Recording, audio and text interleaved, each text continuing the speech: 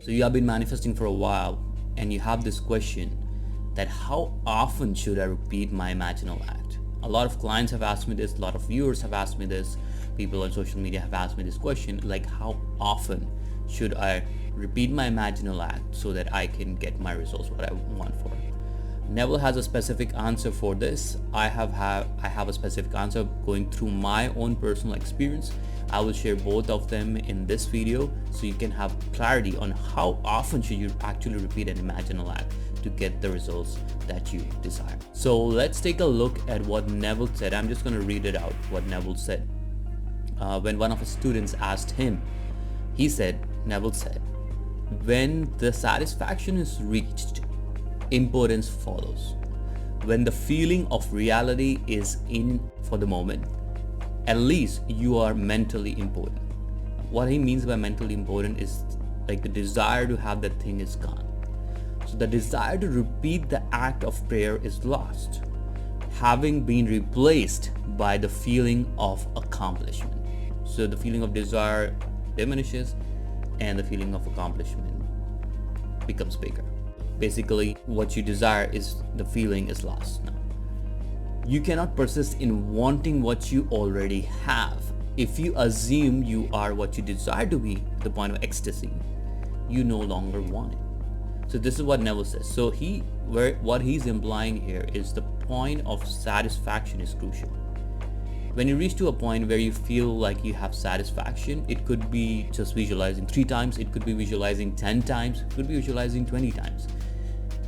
The number is not what is important, and don't get caught up in the number. If you're approaching this thing through a lens of how many times I have to do this, how many repetitions I have to do this, from a numbers point of view, it should be 10, 20, whatever.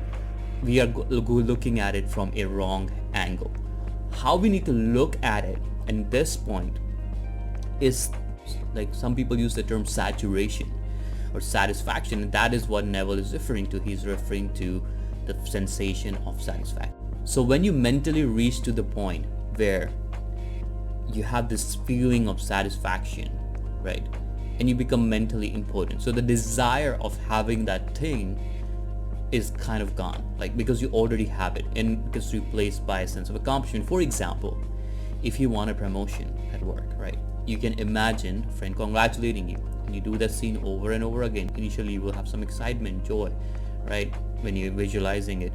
Over time, when you visualize it enough number of times, your mind or your body will tell you you've come to a point of saturation where you know it is done. Like sometimes I have this feeling when I visualize it over and over again, my mind tells me, okay Rohit, I know it's done. Like you don't need to repeat that thing over. I know it's okay. It's like my second voice is telling me, it's like it's done.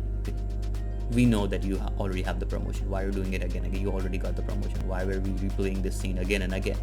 So that's like my mental thought is going. It's not exactly what the thoughts are, but this is what I infer from that. So you have this feeling of saturation, and then this thing of desire of wanting promotion, you have it kind of replaced by sense of accomplishment. I got it. I have the promotion already. I feel accomplished. I feel awesome, right? I feel great. I feel joyful. I feel wonderful because I already have it. And once you reach that feeling of saturation, you no longer desire that, feeling of desire gets replaced by feeling of accomplishment. And that's what Neville was getting to when he said those quotes to his student. He uses example of eating, right? Imagine you're really hungry the whole day. You haven't eaten anything, you haven't had breakfast, you haven't had lunch. It's like evening, it's 8 p.m. at night, you haven't eaten anything, right? And then you start eating it. You want it, right? You want it, you eat it, you eat food to the point where you're full, and you might eat a little bit more than you're full because you haven't reached the state of satisfaction. So when you kind of start reaching the state of satisfaction where you're satiated, where you kind of start feeling full, you might eat a little bit more, and after that your body will tell you, okay, now you are full. So now the desire to eat is somewhat gone. And when we get to that stage, that is the kind of stage of saturation. So he gives us this analogy which helps us solidify, what is the stage of saturation. Now when it comes to manifesting, when we are visualizing, some people might ask you why my visualization not here, or why I'm not reaching these saturation.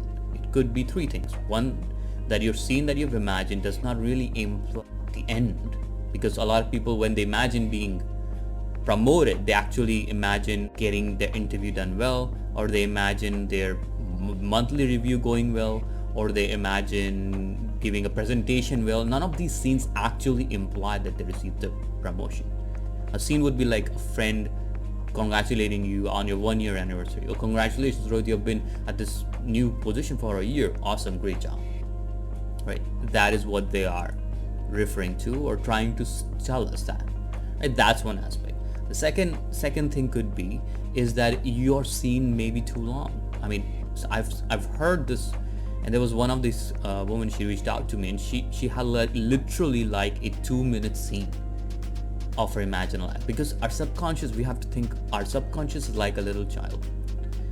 So when we have a massive scene, our subconscious gets overloaded with information. It doesn't know what to focus on. So you have to kind of shorten the scene as much as possible. Ideally, if it can be a 10-second loop, under 10 seconds is best. 20 seconds is still okay. Over that, you're really stretching it. You're really making it really hard for it to be impressed on your subconscious mind. That could be the second reason. And the third reason, you're not doing it properly. You're not really trying to relax yourself, or you're being too anxious, or you have other things on your mind. It's very important when we do the imaginal scenes, at least for those 20 minutes or 30 minutes, whenever you imagine, maybe even 10 minutes, you need to relax your body first. You need to get into a relaxed state, get things off your mind. You enter the imaginal world and you forget this external world. That is when you get the best results. So these could be one of those issues. So now the question is, how often should I repeat the imaginal act? It doesn't the number, the amount of times you have to review it, it does not matter. What really matters is the saturation, the point of satisfaction. That is the key until you know it's done. And when you have this feeling of satisfaction, you can then drop it and move on to your desires and move on to other desires, right? So that is where you feel the satisfaction. So don't get caught up in amount of repetition. I need to do it 10 times, I need to do it 21 days in a row or whatever. It's not the amount of repetitions, it is the repetitions which lead you to satisfaction, right? So that's what we are focusing on when we are doing an imaginal act. And this is something I wrote down quite a while ago for myself, and I will read it out to you for your reference. And because I was reading all these books from Neville Goddard, I wanted to make some cool notes, so I made some notes. So he said, and I'm paraphrasing what Neville said. Neville said, imagination is a creative act, as powerful as a physical one. When you imagine your desire being done, it's done. It is already done in the realm of consciousness. So when you feel your desire is done, it's already done in the realm of consciousness. You experience it within yourself first, and then it reflects back to you in the physical world. You imagine it, it gets impressed in our subconscious mind. We experience it first, and then the seed is planted, and in the external world that our results come to fruition. So keep in mind that your imaginal act is as important, I would say is more important than the physical action you take, or any physical action you're led to take. Your imagination is more important, and whatever has to unfold naturally will unfold. If you're led to take some action, you will be led to take some action. If you have been, if something has to happen, somebody has to move or something, you might have to receive some money, or somebody move somewhere, or something has to happen in the external world, it will happen on its own accord. All we really need to do is just focus on the end and imagine as it is already done. So if you have any more questions, feel free to leave them in the comment sections below. I will try to answer as many as I can. And I've also launched my website. It's called manifestinglane.com. I will post the link in the description below. You can reach out to me through that as well. I've been getting a lot of queries, and I've been away for a while because I was working on 2-3 projects. I imagine myself having successful businesses, and then I got approached to create successful business. This is how manifesting works, right?